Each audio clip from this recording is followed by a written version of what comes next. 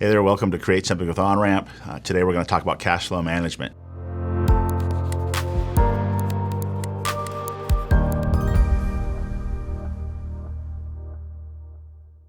First thing to know about cash flow management, cash is king. If you have cash, you've got a lifeline on your business. If you don't, you're in deep, deep trouble. So spending time thinking about cash flow management is a critical part of any business owner's journey in terms of creating a long-term sustainable business.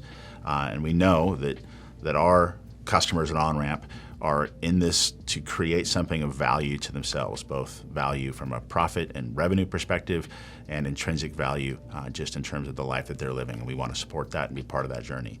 So when we think about cash flow management, how do you make sure that the cash you're deploying to run your business and the cash that's coming into that business are really going to help make that business sustainable today, tomorrow, and in the long run? It has to be managed well, and the first part of that then is just good, solid bookkeeping.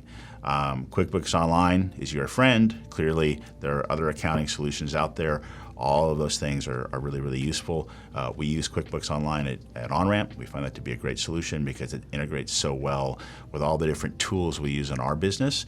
And we find that it's really well designed and can be used really well by e-commerce businesses. The other great thing about this is, or any accounting tool, is that when it comes time to do your year-end taxes, your accountant's going to move through it a lot faster.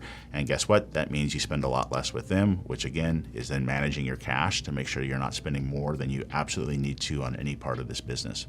As we think about then cash flow management, we want you to really think about how do you budget. So really getting a handle on how you're going to spend money, which means looking at how you've been spending money and then understanding what order volume and increased velocities are going to do to the demands on your cash, and then having realistic forecasts around what is going to happen to the business over the next 30, 60, 90 days, and then reasonable forecasts around what's going to happen to the business for the rest of the year.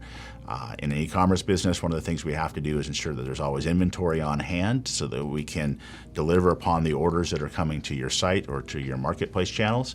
With inventory, kind of 90 to 180 days out, you don't want to have too much inventory. It can go stale, and it can then become a problem that you're having to go dump inventory that is no longer being purchased by merchant or by your customers.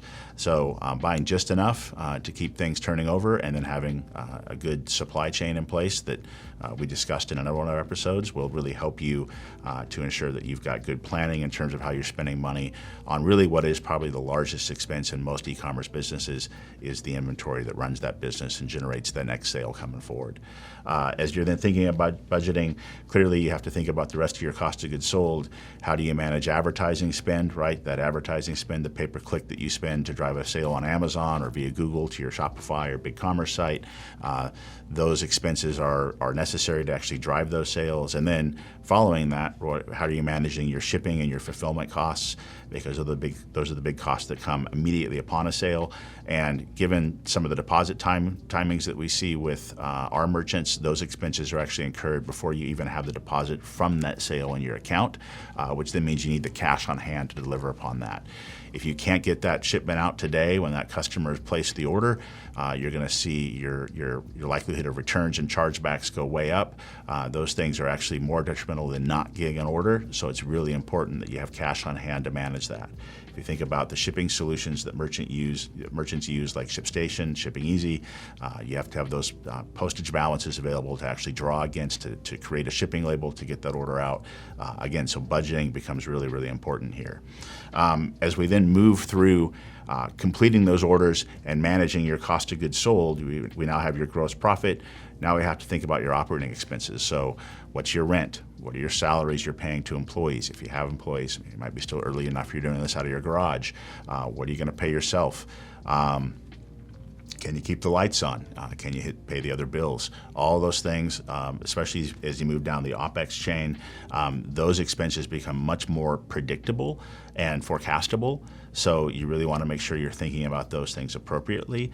You also want to think about as a business owner, once you get through OpEx, we have our net profit. Net profit is what most of our business owners are living on. And so you have to be realistic about what your own personal living expenses are. Don't try to go believe that you can run a business that's going to generate net profit of $100 if you have a $10,000 a month budget. So really think through those things carefully, have realistic goals in place, and then if you're going to, as you're starting these businesses and scaling them, ensuring that you have sufficient capital for your personal expenses and the capital necessary for the business itself to run until it can reach a point that is sustainable. The great thing about the e-commerce industry from a sustainability perspective, that's unique to each business owner, and that's one of the things that we love about Onramp is that we get to help our business owner clients build and create the business that they want that meets their goals, which will not be the same as somebody else's goals. Doesn't mean you can't use these cash flow management tools to effectively run a business no matter what those goals are, but what we want to do is sit here to help you do those things. We're going to talk about the cash conversion cycle. We'll talk about different types of financing in future episodes. All of those then play a real critical role in how you think about cash flow management because they will actually determine the cash flow timings. The other important part about cash flow management is, to kind of wrap this up, from an accounting perspective, cash flow is not accrual accounting. Accrual accounting, most of our businesses have great accrual accounting profits. The challenge with cash flow is those profits are oftentimes tied up in assets in the business that are not cash. And because they're not cash, that cash is not available, or that value is not available when you actually have expenses that require you to spend cash. So this cash flow management process is really critical to thinking about running a business, because the business runs on cash. The accounting may be cash flow based, may be accrual based. As you're moving to accrual based accounting, as the IRS forces that with scale, you have to still manage the cash flow piece of the business. Onramp's here to help you with that. And remember, cash flow management is just one part of running a successful e-commerce business. If you want to learn more about supply chain management, shipping management, fulfillment, cash conversion cycles, accounting, types of financing, please subscribe to Onramp. You'll continue to get episodes from us about these different topics. We're here to help you grow your business. Thank you for watching.